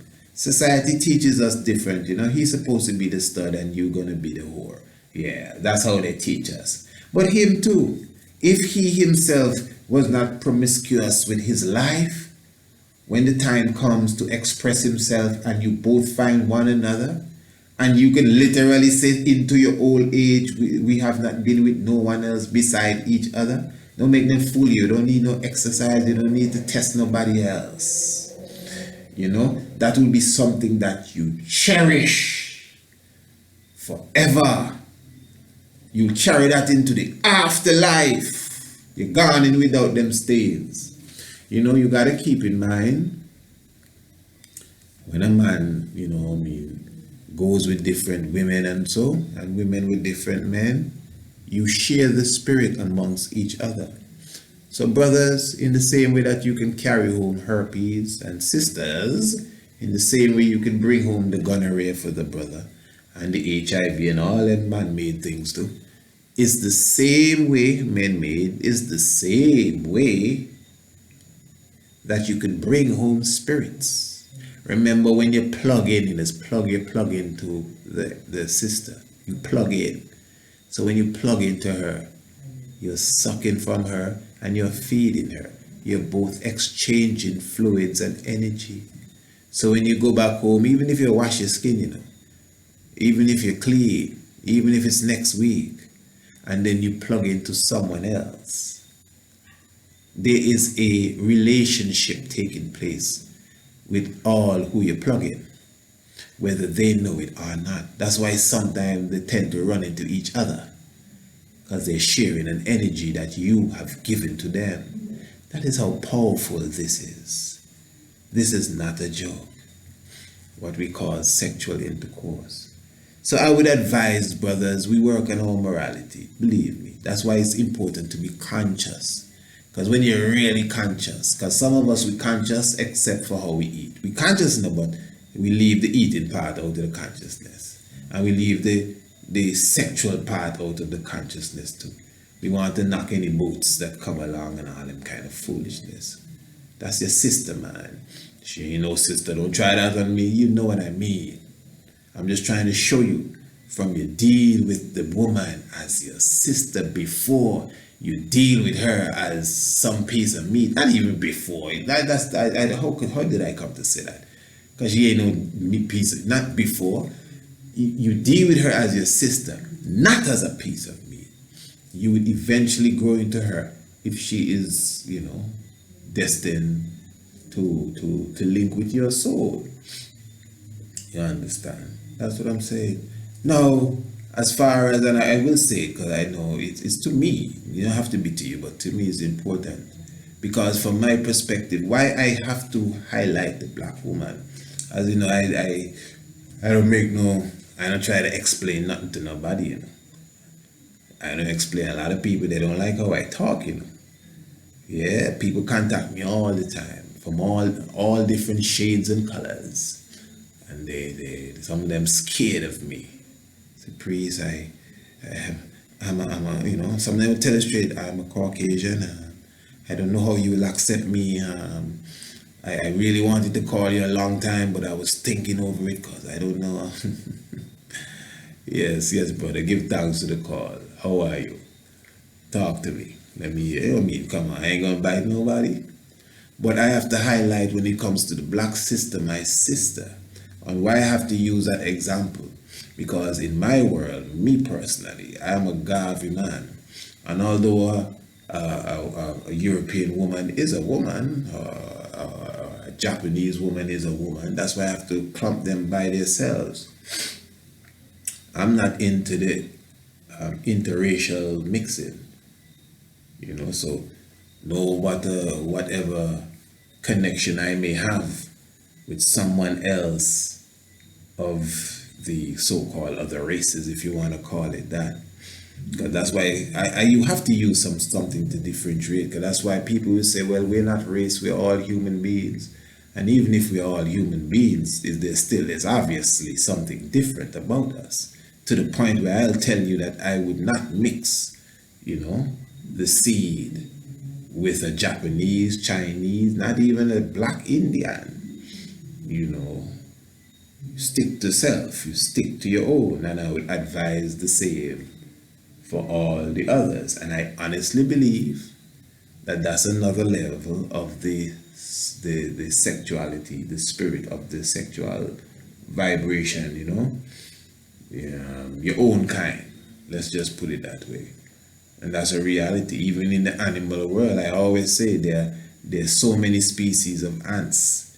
I could bring 5 different type of ants, and to the naked eye, to the untrained eye, they all look exactly the same, and they're different species of ants.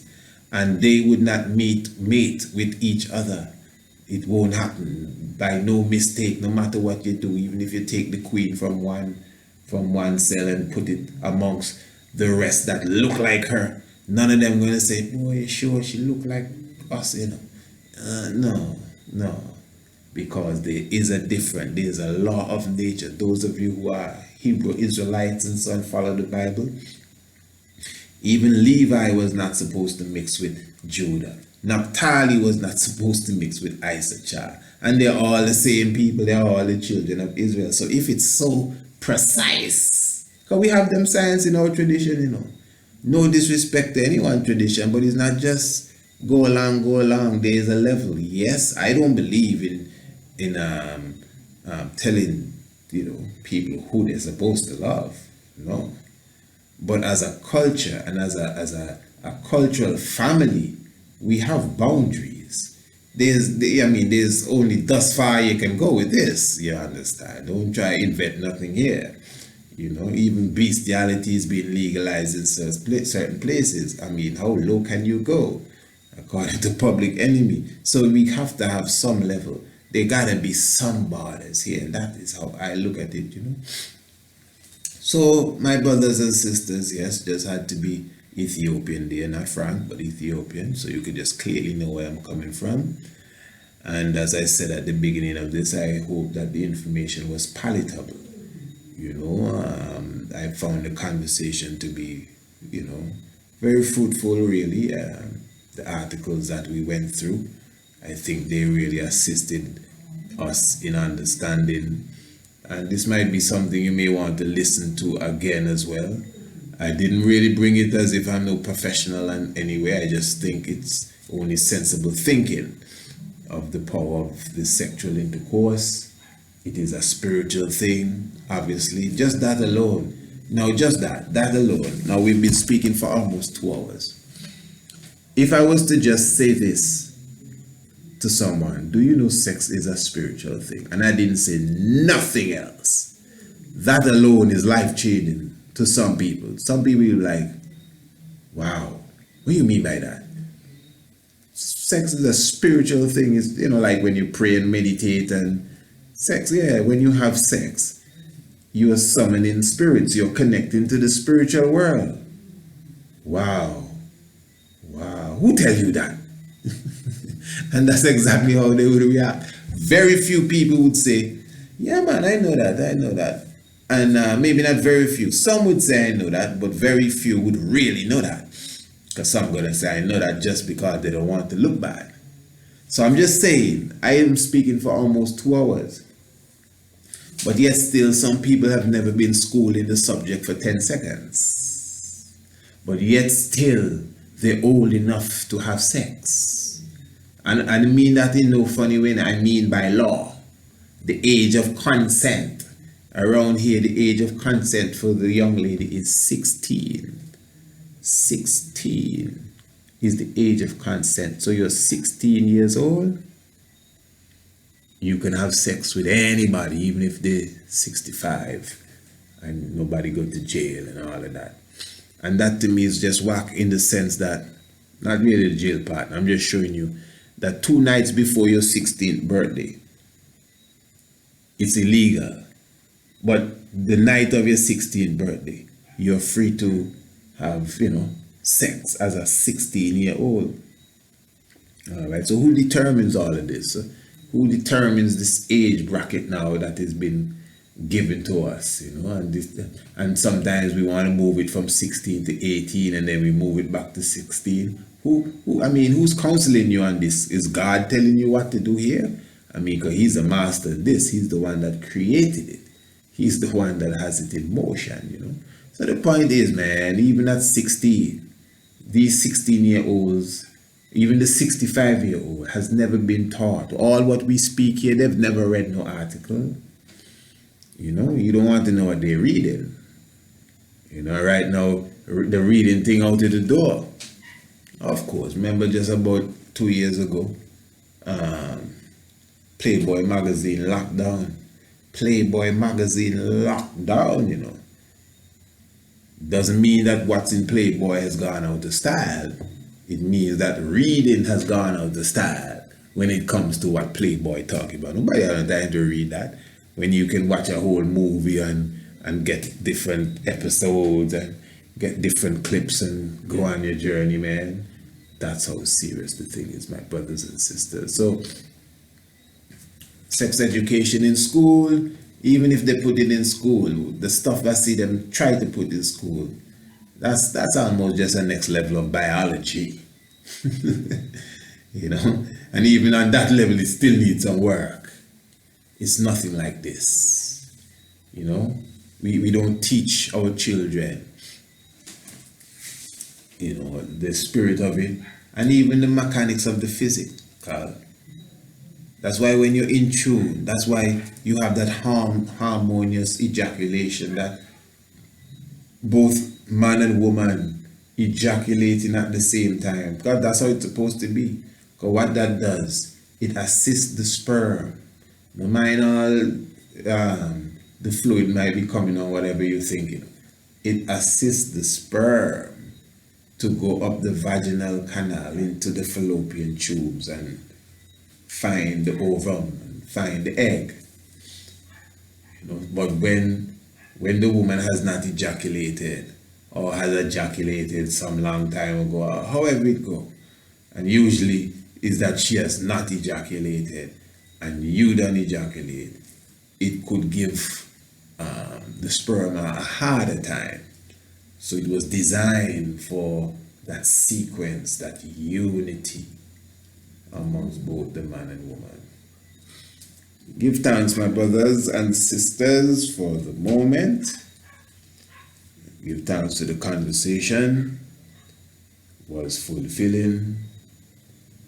And I think this is one of them enough said moments. Remember now, as I said to my subscribers, at this moment you could definitely, for all those who are subscribing, and even those who have not subscribed, as I said, we have created a new program that if you get one other person to subscribe, you actually get double for your subscription. So those who are paying $50 a month, if you bring someone else on board, and once they are on board and they keep up to their payments, your subscription will be valid for 2 months instead of 1 month, because you brought one person on board. Now, when you bring 3 persons on board, so you gotta get the next one and the next one. When you get 3 persons on board to literally subscribe to the Mystic Vibration Shock of the Hour, you don't have to pay for your subscription. So that means you start to get the program free. So you don't have to pay. If you bring 3 people to the table and they subscribe, you do not have to pay. All right, here we go now. And the thing is now that they themselves is the same thing. Each of these 3 can bring 3 others, and none of them have to pay, but the 3 that they bring will pay. And these 3 can do the same thing, and it goes on and on and on and on. And what will be happening there? We are actually employing people to some degree. We are actually creating avenues for us as a people to bring in more income. Because after you bring 3, it's 3, 6, 9. And every 3 extra you bring, I will send you $50 every month. So if you bring 3 people to subscribe to this program you're listening to, at the end of the day, you do not have to pay for this program anymore. And I'll be sending you the program every night without you paying for the program, because you have 3 people that you have brought in to subscribe to the shock of the hour. And they can do the same, and they can do the same. Now, if you bring 3 more, you got to bring 3 more.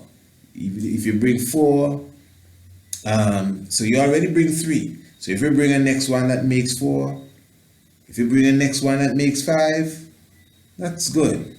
But everything is still the same because you're working to bring 6 in all. So an extra 3 now. When you bring that extra 3, that gives you 6 in all.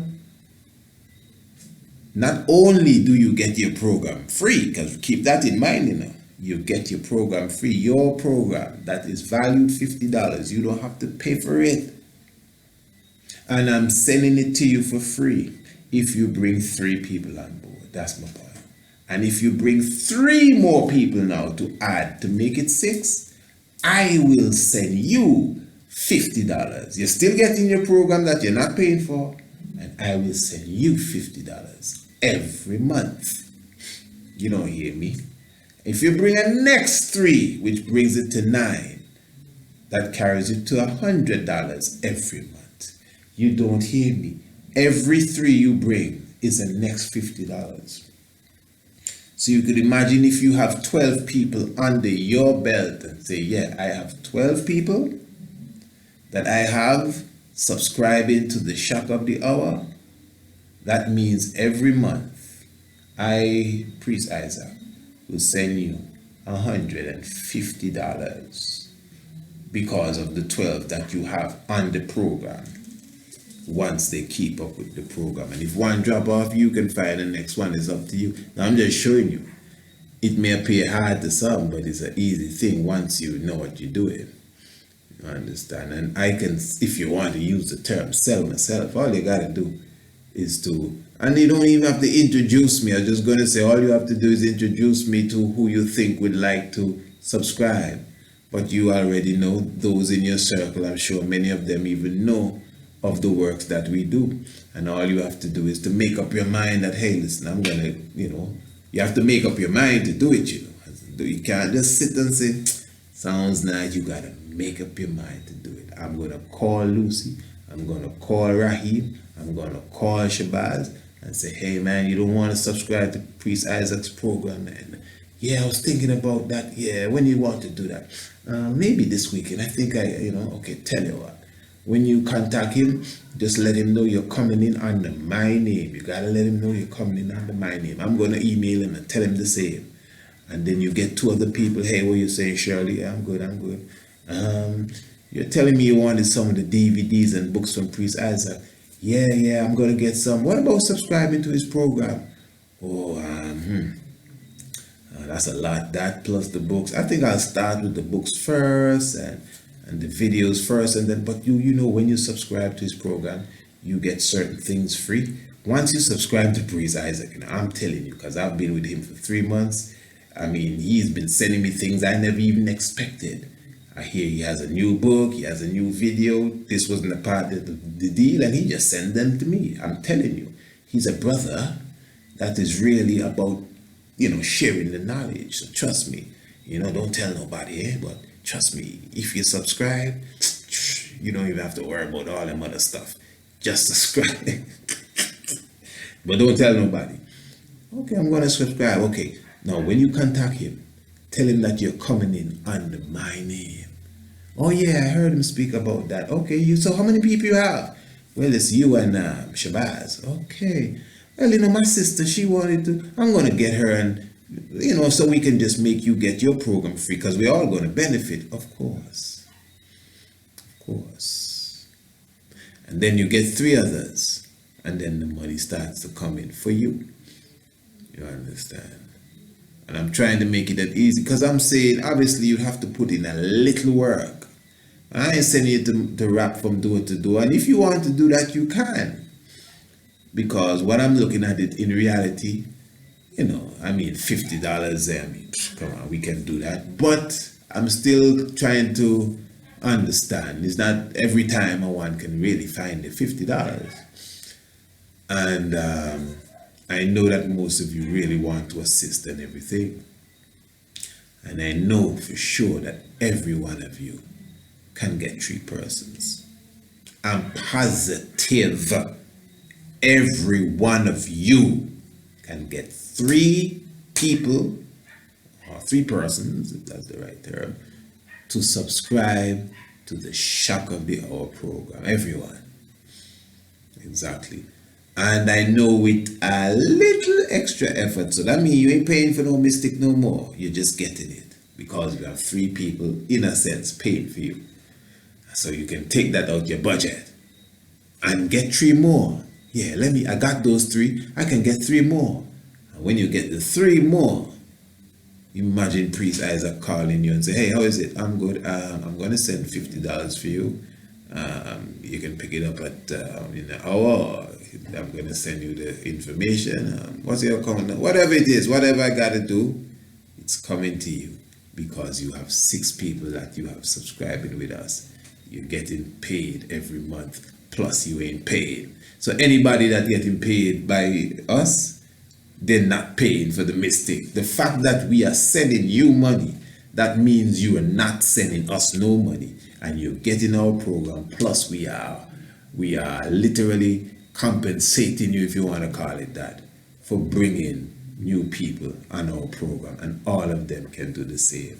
Wow! So, I mean, if you're skillful, you could be getting $200 every month from us. Yeah, that's what I'm saying. So look into it, and it's not that hard. You don't have to make a whole occupation out of it. If you don't have no work, I know some of you listening, why I got no job? But if you ain't got no job, but yet still you living, whoever you're living with, you still have internet, you still have access to the phone, you still can walk, you may have a car, you can go on Facebook, you can, trust me, you can convince 3, you can convince 6 people. And can you imagine, even though you ain't got a job, but you at least some little thing coming in every month that will, as we say in the Caribbean, plug up some holes. Wow. You know your Bible and you do not know your history, the knowledge of the Bible will become a mystery. And you know it takes some real eyes to realize the real lies that are amongst us. Kedas Emmanuel I Selassie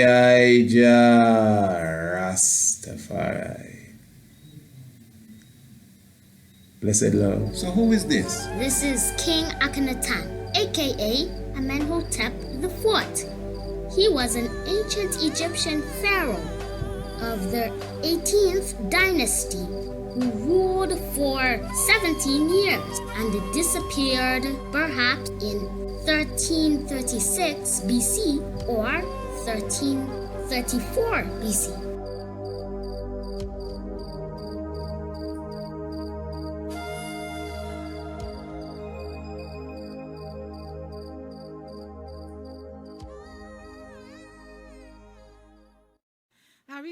Alafia to each and every one. Salamta and blessed love. Honorable Priest Isaac here. It is with great joy that I am happy to announce to you that I have officially released my first ebook, Anno Ancient and Modern Revisited. This is the continuation process of our easy-to-read books. Within the pages of Anno Ancient and Modern Revisited, we take the time to show you the spiritual connection with the island of Antigua and Heliopolis in Kemet in Egypt, with the island of Antigua and the legendary continent of Atlantis.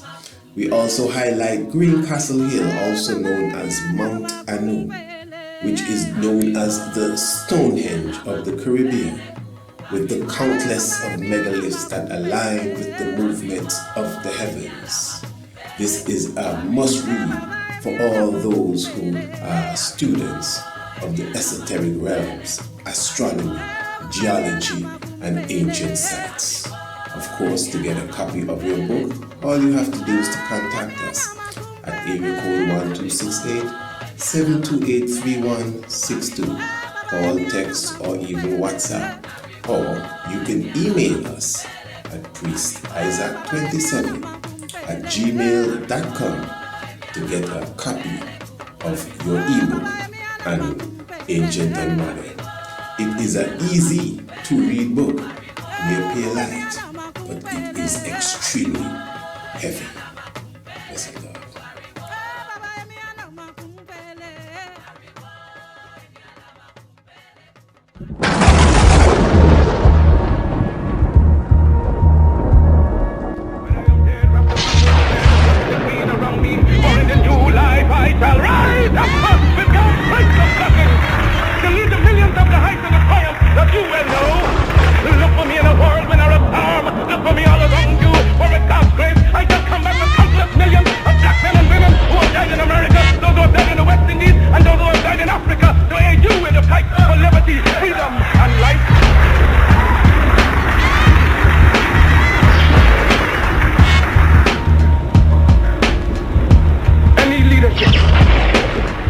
That teaches you to depend upon another race is a leadership that will include.